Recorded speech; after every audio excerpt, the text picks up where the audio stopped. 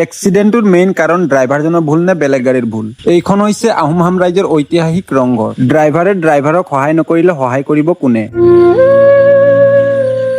Hello' guys, এতিয়া ৰাতি হৈছে টাইম 11টা আৰু এতিয়া গৈ আছো আমি শিৱসাগৰ। বৰ্তমান আমি আছো কানাইঘাট। এতিয়া টাইম হৈছে 12:09 আৰু ইফালে চব কানাইঘাটৰ দোকান টিপি আনিব গৈছে। টিপিৰ কাৰণে আমি ৰখি আছো আৰু গাড়ীত আছো আমি তিনিজন। এইফালে দৰচিং আছে আৰু লগত আছে কাংপ্লং। এইফালে গাইজ চালান আহি গ'ল টিপিখনৰ কাৰণে আমি ৰখি আছিলো। নুমলীগড়ৰ পৰা শিৱসাগৰ 112 কিলোমিটাৰ। লগতে পাই গলো কমাৰগাঁও অভাৰ ব্ৰিজ। ভগৱানৰ নাম লৈ ওলাই গলো শিৱসাগৰ। লগতে আহি পাই গলো ৰঙামাটি টোল গেট। যাওঁতেও দিব লাগে টকা, আহোঁতেও দিব লাগে টকা। আগে আগে গৈ আছে আৰু এখন গাড়ী, কাৰণ একে জেগাতে খালী হ'ব দুখন গাড়ী। এইফালে গাইছ এখন গাড়ী সোমাই গ'ল দাধৰা বিঅচিত তেল ভৰাবলৈ। আমিও ৰখি দিছো একেলগে যাম বুলি। একেৰাহে যাব নোৱাৰি শিৱসাগৰ, কাৰণ টায়াৰ ব্ৰাছ হৈ যাব পাৰে। গাড়ী ৰখাই আমিও ভিতৰত বাগৰি আছো দৰ্জা খিৰিকী লক কৰি। আৰু গাইছ নতুন যিসকল ল'ৰাই ভাবিছে ড্ৰাইভিং লাইন শিকিম বুলি, ইমান সহজ বুলি নাভাবিবা। ৰাতি টোপনি আহিলে চকুত মাৰি ল'ব লাগে পানী। ঘৰত মা ভনী ল'ৰা ছোৱালীৰ কথা চিন্তা কৰি চলাই থাকিব লাগে গাড়ী। মই গাইছ যোৰহাট পাৰ হৈ ৰাতি শুই গলো। ৰাতিপুৱা 5টা বজাত আহি পাই গলো শিৱসাগৰ। আৰু ইফালে চব পোহৰ আন্ধাৰ হৈ আছে। ৰাতিপুৱাৰ ভিউবোৰো কিমান ধুনীয়া লাগিছে। এইফালে দি আছে পুৰা দবা পিটা বৰষুণ।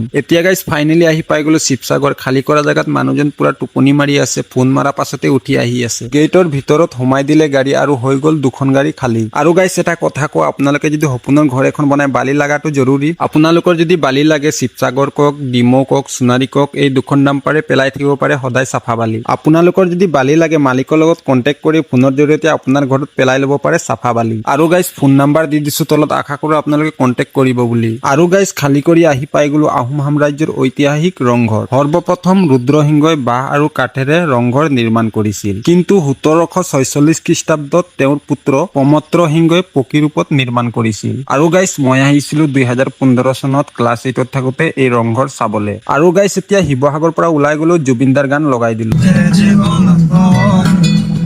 ঘৰৰ ওচৰৰ গাড়ী, হেণ্ডিমেন নাই, অকলে অকলে টায়াৰ খুলি আছে, চাইও বেয়া লাগিছে। গোটেই সোপা আহিলো, অলপ সহায় কৰি দিলো। ড্ৰাইভাৰক সহায় নকৰিলে সহায় কৰিবনো কোনে? আৰু গাইছ বাদলিপাৰা আৰু ৰঙামাটিৰ মাজত গাড়ী এখন বাগৰি পৰিছে। গাড়ীখন বাগৰি পৰা কাৰণ হ'ল গাড়ীখন ৰানিঙত এণ্ড ছিঙি গ'ল। ড্ৰাইভাৰজনৰ ভুল নাছিল, তথাপিও বহুত সাৱধানে গাড়ী চলাব। বিপদে আগজাননী দি কেতিয়াও নাহে। আজিৰ ভিডিঅ'টো ইমানটোৱে আছিল গাইছ। ভিডিঅ'টো ভাল লাগিলে লাইক কমেণ্ট শ্বেয়াৰ কৰি দিব।